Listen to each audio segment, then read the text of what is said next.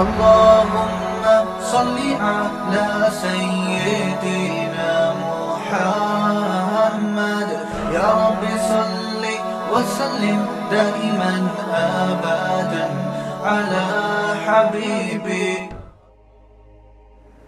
حدیث کیا کہتی ہے؟ نبی نے دعا سکھائی کہ اے اللہ اتنا خوف، زیادہ خوف مسلط ہو گیا تو پڑھائی سے بھی گئے، نیند سے بھی گئے، کھانے سے بھی گئے. تو اللہ کا بھی اگر زیادہ خوف پیدا ہو گیا صحت بھی خراب ہوگی. بعض لوگوں کے دل میں جہنم کی آگ کا بہت خوف مسلط ہو جاتا ہے، وہ عبادت سے بھی جاتے ہیں، پھر وہ لائف کو جتنا انجوائے کرنا چاہیے جس شریعت نے اجازت دی اتنا بھی نہیں کر پاتے. تو اس لیے ہمارے نبی نے دعا سکھائی، اللہم اقسم لنا من خشیتک ما تحول به بیننا وبین معصیتک. یہ میں مناجات مقبولہ کی دعاؤں کا ایک تھوڑا سا تعارف پیش کر رہا ہوں آپ کے سامنے کہ کتنی پیاری دعائیں ہیں. اے اللہ ہمیں اتنا خوف اپنا دے دے جو ہمارے اور تیری نافرمانی کے درمیان آڑ. کیونکہ خوف کا مقصد ڈرنا برائے ڈرنا نہیں ہے، خوف کا مقصد ہے جہنم سے بچنا، اور وہ جب بچیں گے جب گناہ سے بچیں گے. تو کم سے کم اتنا خوف تو ہو کہ جب گناہ کی طرف دل مائل ہو تو تیرا خوف رکاوٹ بن جائے، گناہ سے روک لے ہم کو. وَمِن طَاعَتِكَ مَا تُبَلِّغُنَا بِهِ جَنَّتَكَ. اپنی اطاعت کا اتنا جذبہ دے دے جو ہمیں جنت تک پہنچا دے. کیا ہو گیا بھائی؟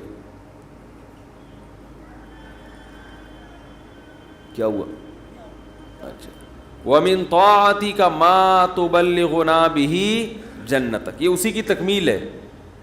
وَمِنَ الْيَقِينِ، یہ بڑا پیارا جملہ ہے، وَمِنَ الْيَقِينِ مَا تُهَوِّنُ بِهِ عَلَيْنَا مَصَائِبَ الدُّنْيَا. اے اللہ اپنا اتنا یقین دے دے، اتنا یقین، تیری ذات پہ اتنا یقین آ جائے کہ تو سب کچھ کرنے والا تو ہی ہے. اتنا یقین آ جائے کہ دنیا کی مصیبتیں ہلکی لگنے لگیں، ڈپریشن میں نہ جائیں ہم مصیبتوں کی وجہ سے. جو اللہ کو نہیں مانتے نا، جب وہ دیکھتے ہیں کوئی ٹینشن آ رہی ہے تو وہ کہتے ہیں یار اس ٹینشن کی یہ وجہ ہے اور یہ وجہ تو ختم نہیں ہوگی، تو میں تو ٹینشن میں زندگی گزاروں گا. وہ خودکشی کی طرف جائیں گے. اور جس کو پتہ ہے کہ یہ دینے والا کون ہے؟ اللہ، وہ میرا خیر خواہ ہے، وہ مجھے سنورنے اور بنانے کے لیے دے رہا ہے، وہ یہ ٹینشن دور بھی کر سکتا ہے، وہ کسی سبب کا محتاج نہیں ہے، اس میں میرا فائدہ ہے، تو اس سے وہ ٹینشن کیا ہو جائے گی؟ ہلکی. تو اے اللہ اتنا یقین اپنا دے دے جس یقین کی وجہ سے دنیا کی مصیبتیں ہمیں ہلکی لگنے لگیں. اگر اتنا بھی یقین نہیں ہے تو یہ یقین نہیں ہے. وَمِنَ الْيَقِينِ مَا تُهَوِّنُ بِهِ عَلَيْنَا مَصَائِبَ الدُّنْيَا وَمَتِّعْنَا بِأَسْمَاعِنَا وَأَبْصَارِنَا وَقُوَّاتِنَا أَبَدًا مَا أَبْقَيْتَنَا. اے اللہ تو نے ہمیں آنکھ کی نعمت دی، سننے کی نعمت دی، بولنے کی نعمت دی، چلنے کی اور بات کرنے کی، یہ تمام نعمتیں جب تک ہماری زندگی ہے یہ نعمتیں ہم باقی رکھنا، معذوری سے ہمیں بچانا. سمجھ رہے ہو کہ نہیں سمجھ رہے؟ آج لوگ دولت مانگ رہے ہوتے ہیں، صحت کو فوکس نہیں کر رہے. آنکھ کی بینائی چلی جائے خدا نہ خواستہ، کیسی اندھیر زندگی ہے. سننے کی طاقت چلی جائے. وَمَتِّعْنَا بِأَسْمَاعِنَا وَأَبْصَارِنَا وَجَمِيعَ قُوَّاتِنَا أَبَدًا مَا أَبْقَيْتَنَا وَاجْعَلْهُ الْوَارِثَ مِنَّا. یہ اس سے بھی زیادہ خاندانی جملہ. کافر بھی چاہتا ہے کہ میری آنکھوں میں دیکھنے کی طاقت، کانوں میں سننے کی طاقت، زبان میں بولنے کی طاقت، میری تمام جو جسم کے پارٹس ہیں وہ صحیح رہیں تاکہ میں دنیا کی نعمتوں سے مزے اڑاؤں. تو اے اللہ ہم صرف اس لیے نہیں کہہ رہے کہ یہ تمام چیزیں باقی رکھ کہ ہم دنیا میں مزے اڑائیں، دنیا میں بھی لذت، اور یہ جو تو نے ہمیں طاقتیں دی ہیں یہ آخرت میں بھی ترقی کا ذریعہ بن جائیں. تو ڈبل مزے ہو گئے کہ نہیں ہو گئے ہے بھائی؟ کیونکہ جس آدمی میں قوت اور طاقت نہیں ہوتی مختلف چیزوں کی، وہ آخرت کے کام بھی زیادہ نہیں کر سکتا. تو وَاجْعَلْهُ الْوَارِثَ مِنَّا، ان کے اثرات باقی رہے. قیامت کے دن فائدہ ہو ان آنکھوں سے، ہمیں ان کان سے اچھی بات سنی تھی اور ہدایت مل گئی، تو یہ فائدہ ہو گیا نا اس کان کا آخرت میں. آنکھوں سے اچھی چیز دیکھی اور ہدایت مل گئی، اللہ کی نشانیاں دیکھیں اور عبرت حاصل ہوئی ان آنکھوں سے، ماں باپ کی زیارت کی، بیت اللہ حج کی، اللہ کے گھر کی زیارت کی، تو یہ آنکھوں کی لذت بھی ہے، اور اس لذت سے دنیا کا فائدہ بھی اور آخرت کا فائدہ بھی. وَاجْعَلْهُ الْوَارِثَ مِنَّا وَاجْعَلْ ثَأْرَنَا عَلَى مَنْ ظَلَمَنَا وَانْصُرْنَا عَلَى مَنْ وَانْصُرْنَا عَلَى مَنْ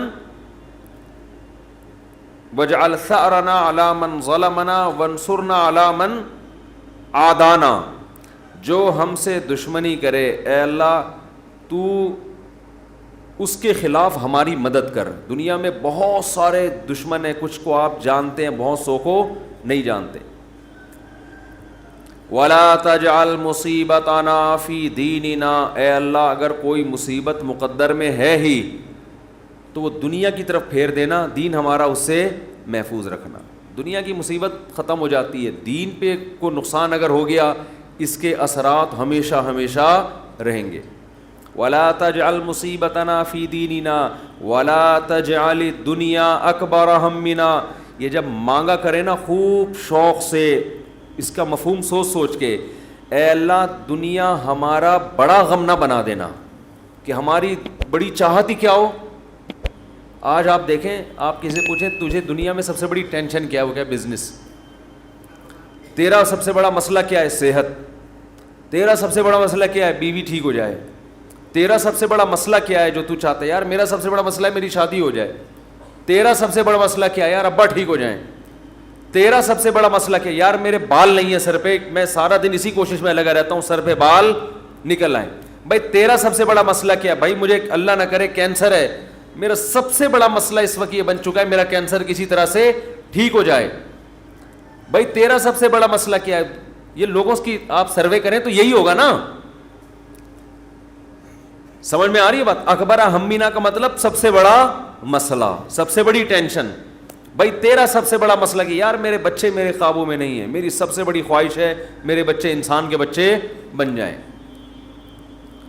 بھائی تیرا سب سے بڑا مسئلہ کیا ہے، بھائی اس کا سب سے بڑا مسئلہ اس کو خدا نخواستہ فالج ہوا ہوا ہے، اس کی ابھی سب سے بڑی کوشش یہی کہ فالج ٹھیک ہو جائے اس کا.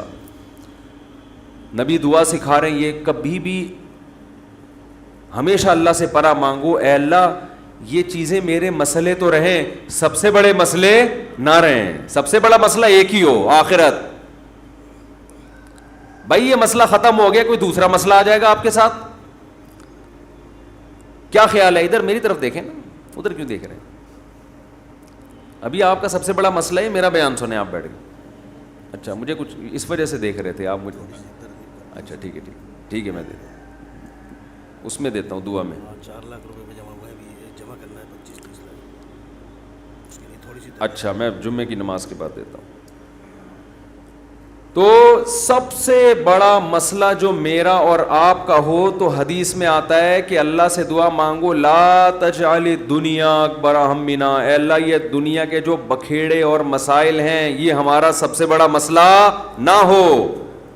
سب سے بڑا مسئلہ ہمارا ایک ہو، بھائی کینسر ٹھیک ہو یا نہ ہو، آخرت صحیح ہو جائے. ہم نے ایسے علماء کو دیکھا ہے موت کے وقت شفا کی زیادہ فکر نہیں ہے ان کو کہ میں ٹھیک ہو جاؤں، فکر یہ ہے کہ بھلے مر جاؤں لیکن مغفرت ہو جائے آخرت میں.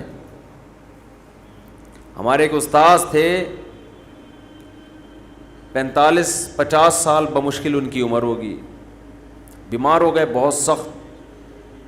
تو میں جب بھی ان سے ملنے کے لیے جاتا ان کی عیادت کے لیے، عام طور پہ جب آپ بیمار کی عیادت کے لیے ملے تو بس وہ ایک ہی چیز کر رہا ہوگا، یار میں ٹھیک ہو جاؤں، بس میں ٹھیک ہو جاؤں، بس میں ٹھیک ہو جاؤں، اب فلاں ڈاکٹر، وہ اس کے علاوہ اس کی کوئی چاہت نہیں ہوتی. ہم جب ان سے ملنے کے لیے گئے تو بڑی شدید تکلیف میں، نلکیاں لگی ہوئی ہیں، ڈرپ چڑھ رہی ہے، بہت کمزور ہو گئے. ہم نے کہا کیسی طبیعت ہے؟ کہہ رہے طبیعت ٹھیک نہیں ہے، دعا کرو اللہ مجھے شفا دے دے.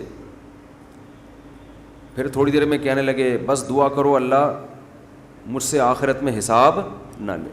ہر تھوڑی دیر کے بعد بھائی اگر میری زندگی ختم ہو رہی ہے تو بس دعا کرو اللہ مجھ سے آخرت میں حساب نہ لے. دنیا دار آدمی کہتا ہے بس ختم ہو رہی ہے تو نہیں ختم نہیں ہو, بس یہ دعا کرو, یہ میں مرنا نہیں چاہتا بھائی میں کسی بھی قیمت پہ. وہ اللہ سے مانگ بھی رہے ہیں کہ شفا, ہم اللہ کے بندے ہیں, ہم نے اللہ کے سامنے یہ تھوڑی کہنا ہے کہ اللہ تیری مرضی ٹھیک کرتا ہے تو کر دے, نہیں تو نہیں, یہ نہیں, ہم نے تو دعا تو یہی مانگنی ہے اللہ ہم کمزور ہیں ٹھیک کر دے. بڑا مسئلہ اس سے بھی بڑا ہے, وہ کیا ہے؟ آخرت. کمپیئر ہے, کمپیریٹیو ڈگری ہے. اگر کوئی مسئلہ آپ کا سب سے بڑا ہے تو آخرت اس سے بھی بڑا مسئلہ ہونا چاہیے.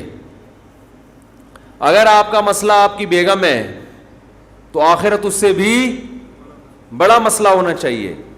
اکبر ہمنا, سب سے بڑا مسئلہ میرا اور آپ کا کیا ہونا چاہیے؟ اللہ.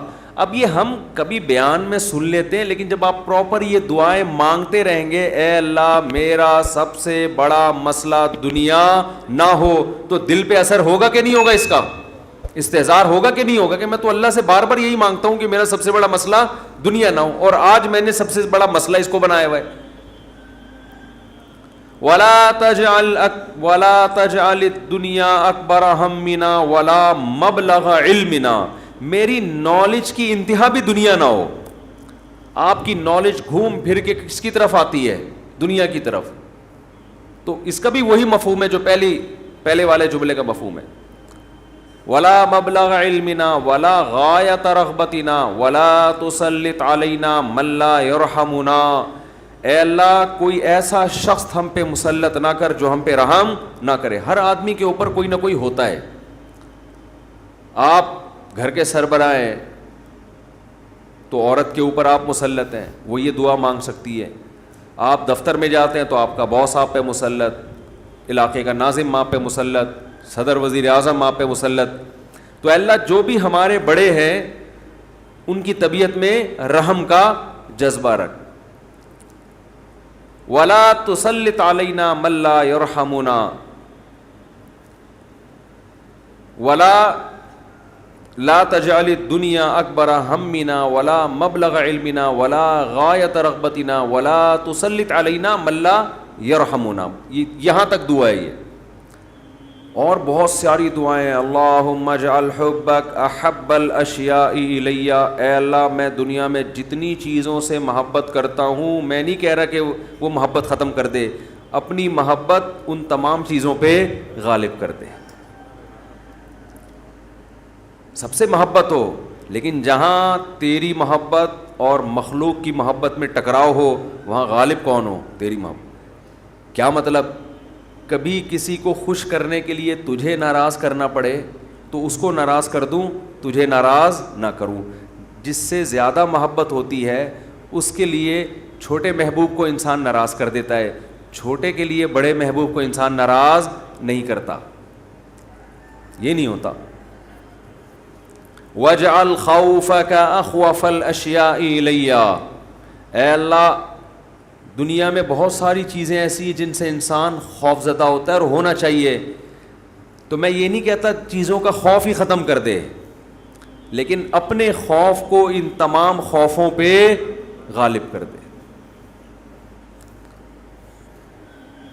اپنے خوف کو ان تمام خوفوں پہ, جہاں تیری نافرمانی ہو وہاں کسی سے نہ ڈروں میں, جو اکھاڑنا ہے اکھاڑ لو بھائی, نماز نہیں چھوڑ سکتا میں. ہوتا ہے نا, باس کہہ رہا ہوتا ہے آپ کو اجازت نہیں ہے نماز پڑھنے کی, بھائی آپ نے جو اکھاڑنا ہے اکھاڑ لو. ہمارے ایک رشتہ دار تھے کیا ہیں, اللہ ان کی عمر میں برکت دے, شپ پہ تھے, کیپٹن. تو ان کے والد صاحب اتنا بیمار ہوئے کہ ہمارے نانا ہی, بتانے میں کوئی حرج نہیں ہے, بیمار ہوئے نانا ہمارے, یعنی اب ظاہر ہے میں ماموں کی بات کر رہا ہوں نا پھر یہ, تو بیمار ہو گئے. وہ ان کو اطلاع دی گئی شپ پہ کہ آپ کے والد صاحب بستر مرگ پر ہیں, بس اب دنیا سے جانے والے ہیں. انہوں نے کمپنی کو کہا کہ میرے والد صاحب کی طبیعت بہت خراب ہے, میں اس آخری وقت میں اپنے باپ کے ساتھ ہونا چاہتا ہوں. وہ بتا رہے تھے خود. کمپنی نے کہا کہ چھٹی نہیں ہے آپ کو. انہوں نے کہا ایسی کی تیسی, صحیح نا, پکڑو, چھٹی دینی ہے تمیز سے دو, نہیں دینی ہے تو میں چھوڑ کے جاؤں. یہ کیسے ہو سکتا ہے, میرا باپ دنیا سے جا رہا ہے, اور میں یہاں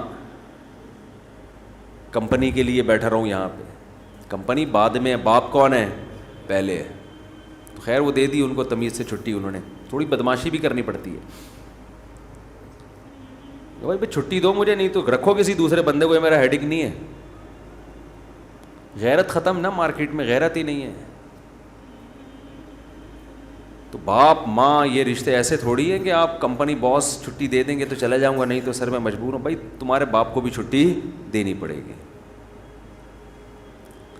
تو ایسے ہی نماز کے لیے بھی ہمارے حضرت ایک واقعہ سنایا کرتے تھے, بس یہ واقعہ کر کے بیان ختم کرتا ہوں, کہ ایک صاحب کو اسلام آباد میں کسی کمپنی میں جاب ملی. تو کمپنی نے ان کو انٹرویو کے دوران بتا دیا کہ آپ کو نماز پڑھنے کی اجازت نہیں ہوگی. اس نے کہا میں یہ جاب, حالانکہ سارے انٹرویوز پورے ہو گئے تھے, سلیکشن ہو چکا تھا ان کو, لیکن آخری میں ان کو یہ بتا دیا. انہوں نے کہا میں نہیں کرتا یہ جاب, اچھی خاصی تنخواہ تھی. تو اس نے کہا کہ کیا آپ پکے نمازی ہیں؟ اس نے کہا نہیں میں تو نماز نہیں پڑھتا. میں کہ جب آپ ویسے ہی نہیں پڑھتے ہیں بھائی تو پھر آپ کو کیا مسئلہ ہے؟ اس نے کہا میں ویسے ہی نہیں پڑھتا, سست ہوں, کاہل ہوں, تمہارے مشورے پہ میں نماز چھوڑ دوں یار؟ ٹھیک ہے, کمپنی کے کہنے پہ میں چھوڑ دوں؟ خدا کہے گا نا کہ تیرا دل اپنا ہی نہیں چاہتا تھا, ہے بھائی تیرا اپنا دل نہیں چاہتا تھا, تو نالائق تھا, لیکن اب کمپنی اور خدا کا مقابلہ ہو رہا ہے تو اس کو تو نے خدا بنا لیا ہے. یعنی ہم اتنا پروٹوکول تھوڑی کمپنی کو دیں گے, باس کو دیں گے کہ تو کہہ دے نماز چھوڑ دو, تو ہمارا باپ ہے جو تو کہہ دے یہ کام تو ہم باپ کے کہنے پہ ہی. اگر آپ کا نماز پڑھنے کا موڈ ہوا اور ابا کہہ رہے نہیں پڑھو, ایسے موقع پہ آدمی کہتا ہے ابا میرا اپنا آج تو میرا موڈ بن گیا ہے, میں کیسے چھوڑ دوں نماز؟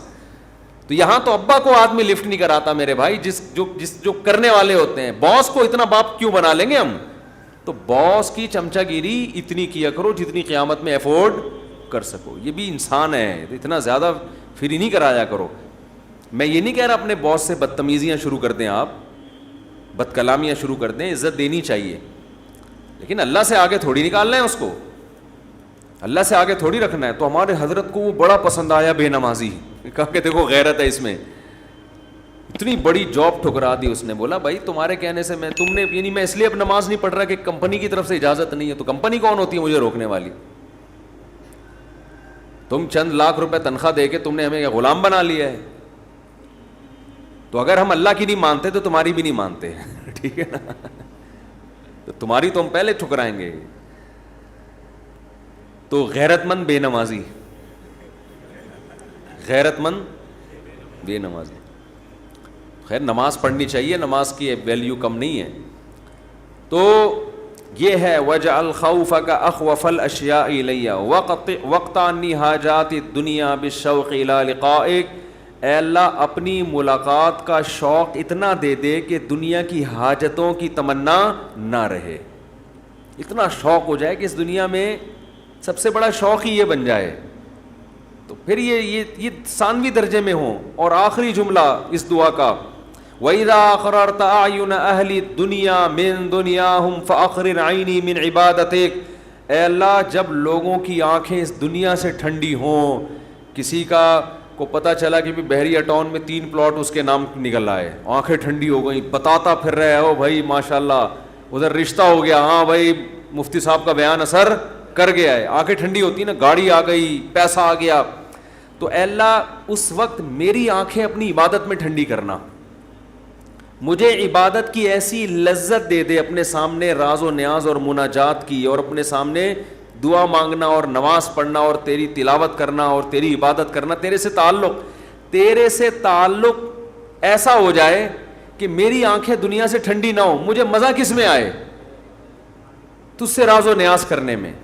یہاں بھی یہ نہیں کہا جا رہا مجھے دنیا نہیں دینا, مجھے پلاٹ نہیں چاہیے, مجھے گاڑی نہیں چاہیے.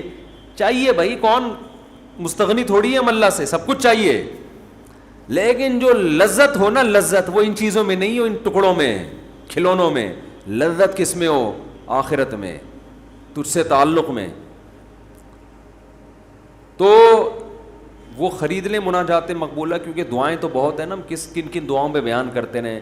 تو ایک دن ہفتے کو آپ نے جو اس میں لکھا ہوا ہے ہفتے کو یہ پڑھے اتوار کو آسانی کے لیے ترتیب کے لیے, تو اس سے پورا ہفتہ 1 دن 2 دن 3 دن 4 دن پھر پڑھتے رہیں گے تو وہ دعائیں آہستہ آہستہ آپ کو یاد ہونا شروع ہو جائیں گی. پھر ایک دن آپ آٹو پے ہو جائیں گے, ٹھیک ہے نا, جیسے میں بعض چیزوں پہ آٹو پے ہو گیا ہوں, میں خود بخود منہ سے نکلنا شروع ہو جاتی ہیں خود بخود.